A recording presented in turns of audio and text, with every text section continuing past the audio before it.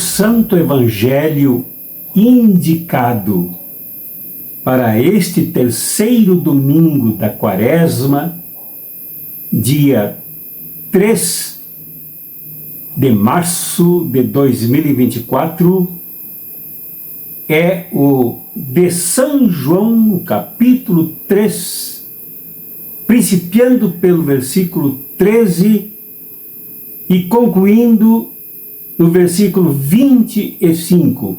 Eu lerei aqui até o 23, mas a leitura vai até o 25. Trecho este do Evangelho que será base da nossa reflexão que faremos logo após a vinheta em nome do Pai, e do Filho, e do Espírito Santo. Amém. Estava próxima a Páscoa dos judeus, e Jesus subiu a Jerusalém. No templo, encontrou os vendedores de bois, ovelhas e pombas e os cambistas que estavam aí sentados. Fez então um chicote de cordas e expulsou todos do templo, junto com as ovelhas e os bois. Espalhou as moedas e derrubou as mesas dos cambistas.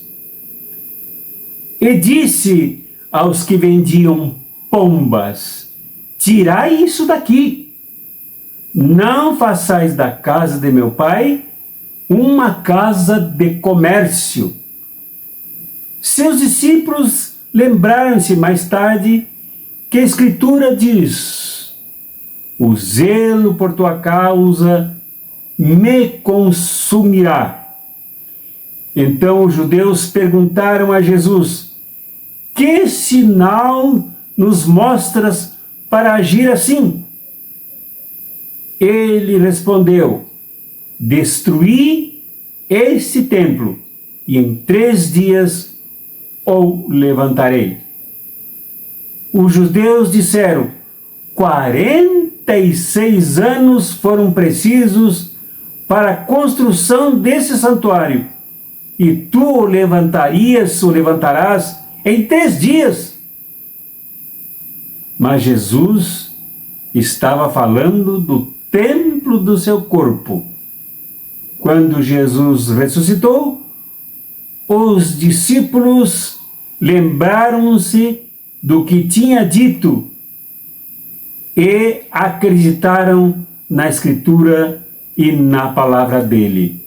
Jesus estava em Jerusalém durante a festa da Páscoa, vendo os sinais que realizava. Muitos creram no seu nome. Até aqui eu faço a leitura.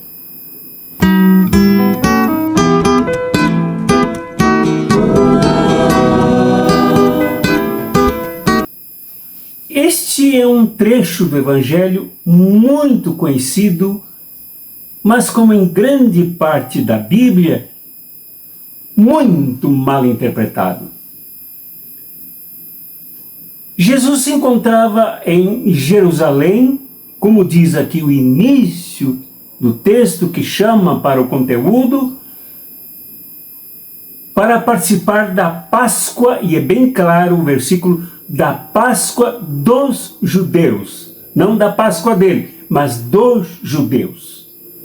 Isso indica que Jesus, 2 coisas, que Jesus, na primeira, integrava uma comunidade,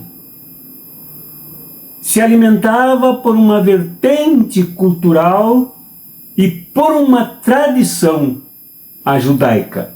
Nesta condição, ele participou desta Páscoa em Jerusalém.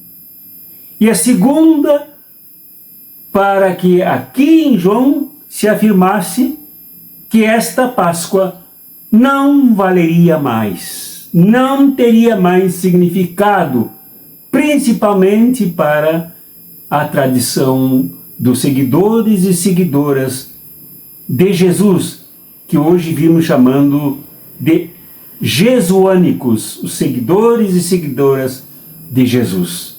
Não participam mais, não reconhecem mais valor na Páscoa judaica com a morte de bois, cabritos e pombos, mas no sacrifício que foi feito por Jesus, temos uma Páscoa que ele começou a realizar. E aqui eu destacarei 2 pontos, muito significativos, inclusive, para nós hoje, na tentativa de que se entenda que isto é uma iluminação, é uma luz para esse momento de trevas, desta crise, eu diria, esta feliz crise que o cristianismo vive no Ocidente. Sim, porque no Oriente Médio a gente vê o que acontece com os cristãos sendo sacrificados, genocidados, exterminados ao lado do povo islâmico, do povo hebreu e até mesmo segmentos judaicos.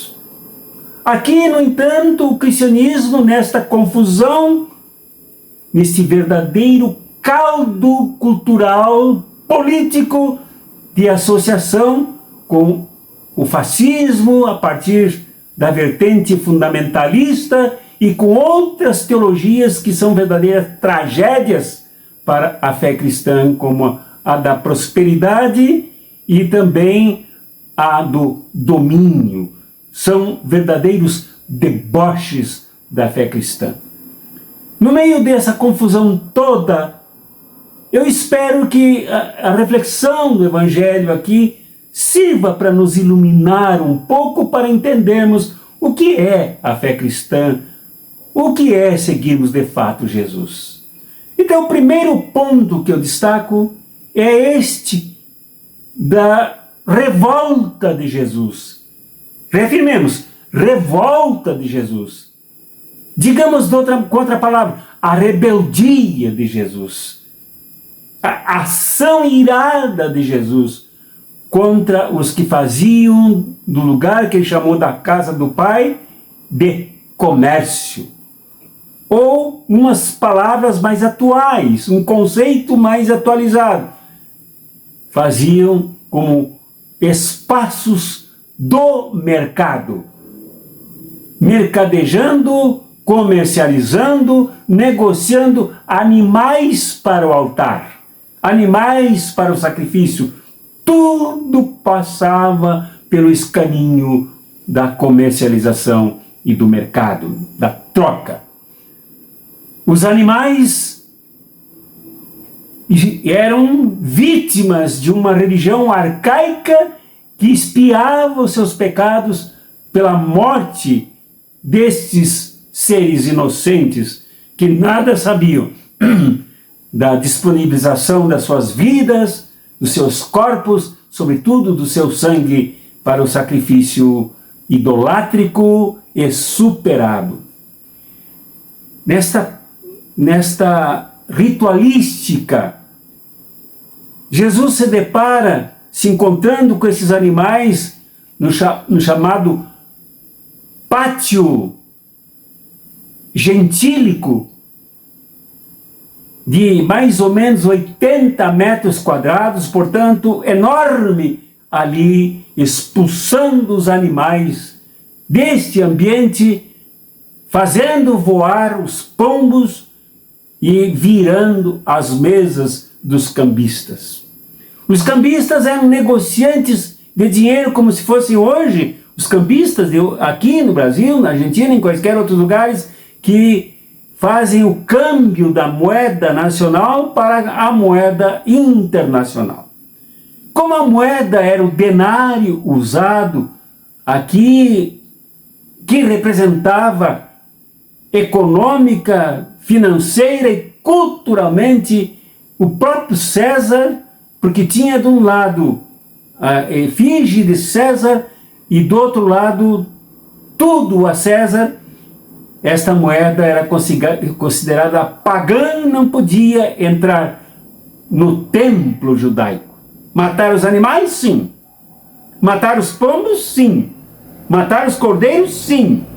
Mas usar moeda dita pagã, não. Por isso os cambistas ganhavam lucros vultuosos com o câmbio que faziam, nisto que virou um banco.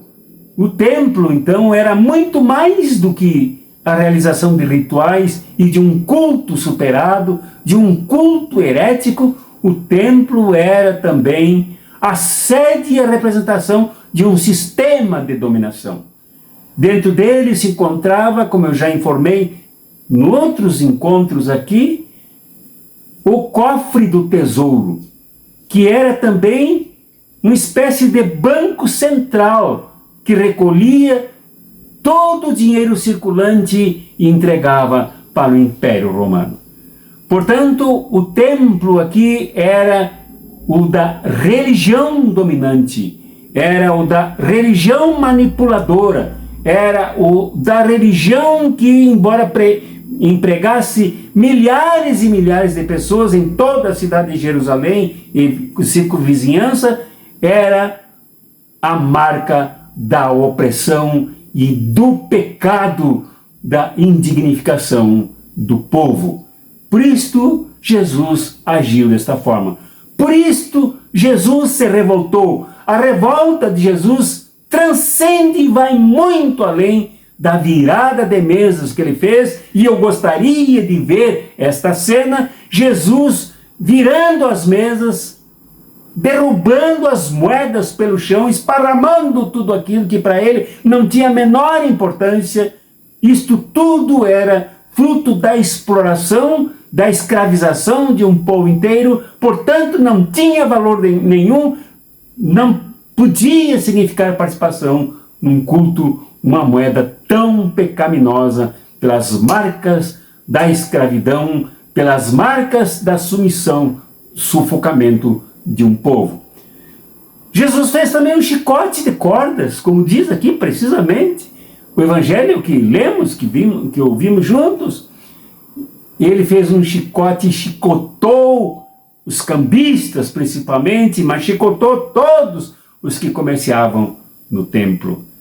O chicote que sempre foi usado como instrumento de escravização para bater nos escravos, aqui Jesus reverteu o instrumento contra a dominação e o usou como arma de enfrentamento do sistema dominante. Então fiquemos claros, Jesus não somente supera a Páscoa judaica, não somente supera a religião da dominação, mas Jesus combate, enfrenta furiosamente essa barbaridade que ocorria. Há pessoas que, quando a gente levanta uma discussão sobre este texto, as pessoas dizem, mas isso foi uma vez só que Jesus fez. Embora esse texto se encontre nos 4 evangelhos, nos outros ele vem ao fim do ministério de Jesus, momentos antes do julgamento e da crucificação, aqui João coloca no início do evangelho. Aconteceu uma vez só. Jesus só chicotou dentro do templo uma vez só. Sim, uma vez só que os evangelistas registraram. Mas se nós usássemos este argumento, ele seria absolutamente inválido, porque não é aplicado para os outros atos de Jesus. Uma vez só, e agora sim, somente num evangelho, no de João, Jesus lavou os pés dos apóstolos na Quinta-feira Santa. E virou um rito, virou uma tradição, virou uma prática litúrgica da Semana Santa. Todos os anos, durante a Semana Santa, repito. Portanto, não justifica que tenha sido uma vez só. A Santa Eucaristia, Jesus celebrou somente uma vez, também para superar a Páscoa judaica, não mais indicando o Cordeiro para ser morto e sacrificado, mas a si mesmo se entregando pela humanidade. Só uma vez. E as igrejas celebram diariamente a Eucaristia. Algumas mais no domingo, outras no campo protestante e evangélico uma vez por mês. Mas Jesus celebrou só uma vez.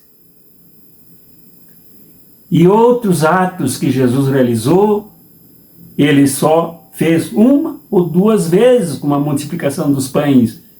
E tomam isso como exemplo e cerne da prática da fé. Então vale a mesma coisa aqui. Aquilo que os discípulos presenciaram e não entenderam, aquilo que os judeus presenciaram e não entenderam e pediram um sinal para Jesus, explica para nós aí, dá um recibo para nós do que significa isso. Dá uma nota de explicação aí. Se fosse hoje na internet, pediriam para Jesus publicar uma nota pública explicando esse seu ato. Talvez até fosse hoje, transmitiriam ao vivo esse ato de Jesus, lá no interior do Templo de Salomão. Templo, aliás, construído por Salomão, mantido por Davi, graças a muita opressão dos trabalhadores e trabalhadoras, e esses protestos foram feitos por profetas, principalmente Oséias e Amós. Então, é preciso que entendamos que este ato de Jesus é um ato absolutamente significativo para a vida em sociedade. Isto é, para a nossa revolta prática, para a identificação dos opressores, para a reação às suas práticas absolutamente desumanizantes. É preciso que nós também saibamos quando temos que realizar os nossos atos de rebeldia e de revolta. E contra quem fazer isto? Jesus não fez isto contra os discípulos, contra os pescadores, contra os pastores das montanhas que tomavam conta do cuidado das ovelhas dos outros. Jesus fez isto contra os sumos sacerdotes. Jesus fez isto contra o Império Romano. Jesus tomou essa atitude contra Herodes e contra Pilatos. Aqui no caso, Pilatos, que era o responsável pela esta região da Judéia. Então Jesus tomou essa atitude contra o sistema dominante, representado econômica, religiosa, política e socialmente. É uma atitude que nós temos que guardar para realizá-la quando for necessário, para tomarmos também e reagirmos nos momentos certos contra quem pratica hoje a mesma opressão, ainda que ela seja diferente. Esse é o primeiro ponto. E o primeiro ponto para pensarmos neste momento em que muitas igrejas se acordoam não como pessoas que creem em Jesus de Nazaré, mas como este gado aqui de dentro do átrio do Templo de Salomão, obedientes a genocidas, a bandidos, a milicianos, a fascistas, dando a palavra de ordem para essas pessoas, dizendo de que modo elas têm que crer e frequentar igrejas. Isto é o fim. Isto deve contar com a nossa revolta, com a nossa rebeldia. Da mesma forma como Jesus se revoltou e rebeldemente tomou atitude no interior do templo de Jerusalém. Religião que se associa com o massacre, com o genocídio, com a exploração de quem trabalha, produzindo pobrezas e mazelas nas vidas das pessoas. Não é a religião de Jesus. Nunca será a prática dos discípulos e discípulas de Jesus. Pelo contrário, no momento em que os discípulos e discípulas de Jesus entram por este caminho, eles se desmembram e se desgarram do próprio Jesus. Segundo ponto. O trecho até onde li diz que quando Jesus ressuscitou, os discípulos se lembraram do que ele disse no interior do templo, quando tomou essas atitudes rebeldes. Isto é, que ele derrubaria o templo, se referindo ao seu próprio corpo. Isto é uma virada de página também. Mais do que de página, é jogar no lixo um determinado livro para começar outro, com páginas e tudo. E o livro que ele jogou nesse momento é de um templo que representa tudo isto que eu falei no primeiro ponto. Isto tudo tem que ser jogado fora e o movimento dele jogou fora. O templo passou a ser absolutamente abjeto, nojento. Os discípulos e discípulas de Jesus não seguiam mais pelo templo, porque o templo virou covil de salteadores, ladrões e salteadores. Esta virada, começando um novo livro, um livro da nova aliança com Jesus, significa que agora a Páscoa é outra, fazendo com que o corpo de Jesus seja esta representação e não só a representação, a ação do Deus vivo num templo vivo que é o corpo dele. Ele disse isto e os discípulos se lembraram disso. Então a Páscoa significa duas coisas. Significa a retomada da fé, a retomada do discipulado, do seguimento de Jesus, do compromisso com o projeto que ele trouxe, que ele implantou, do reino da vida abundante, num novo momento da ressurreição, o momento do corpo dele. E o corpo dele não é somente de um indivíduo que nasceu em Belém, que cresceu em Nazaré, que exerceu o seu ministério na Palestina, principalmente na Galiléia, que morreu abandonado, vítima da violência e da barbárie, numa cruz entre dois outros irmãos, pessoas muito mal julgadas e mal entendidas também. Não. Seguir este Jesus, nos comprometermos com este Jesus é participarmos de um corpo e sermos também membros desse corpo, como um discípulo muito caro seu, com quem ele, Jesus, não conviveu, que é Paulo, disse: vós sois corpo de Cristo e membros desse corpo e membros uns dos outros. Esse corpo de Cristo é a própria ação de Deus.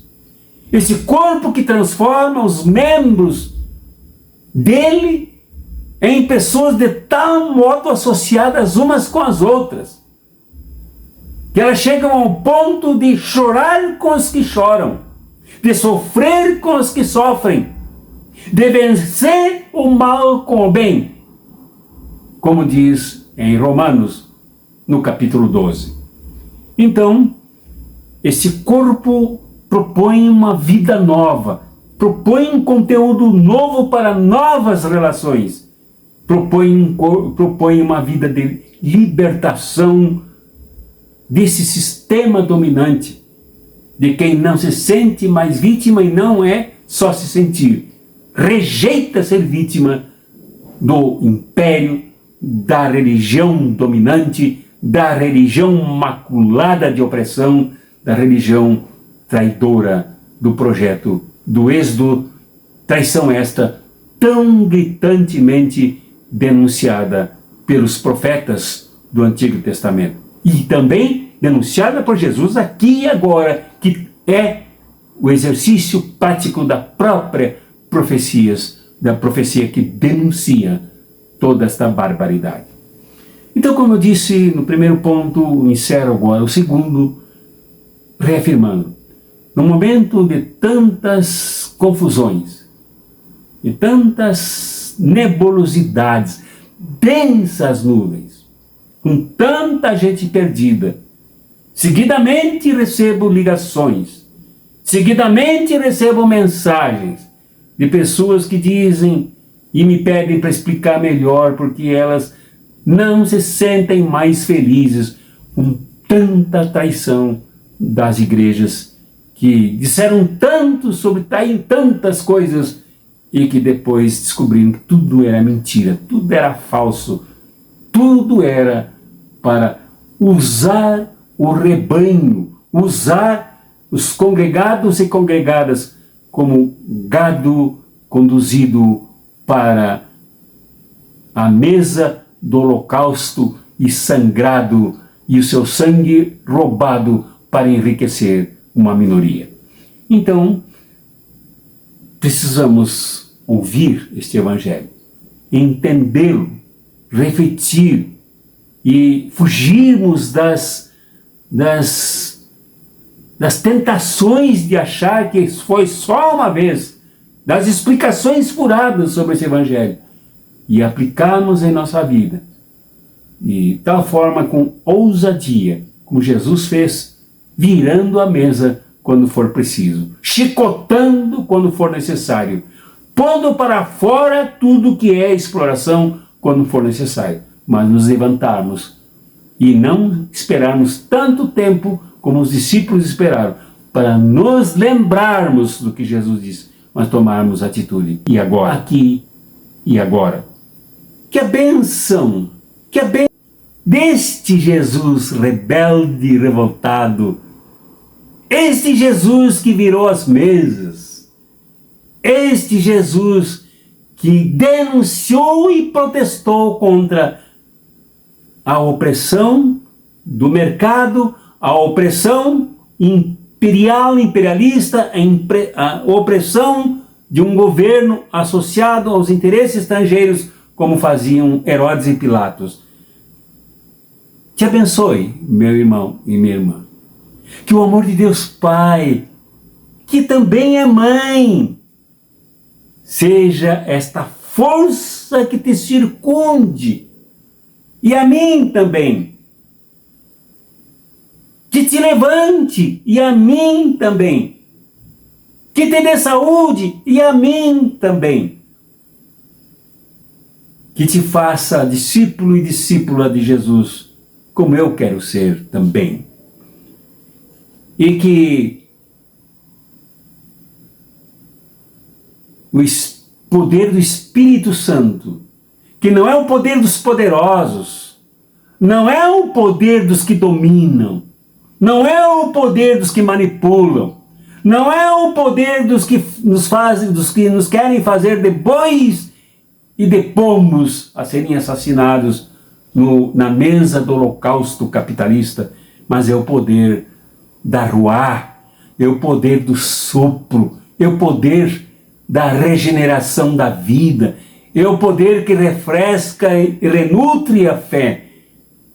Seja contigo também, meu irmão, minha irmã, em nome do Pai, e do Filho, e do Espírito Santo. Amém.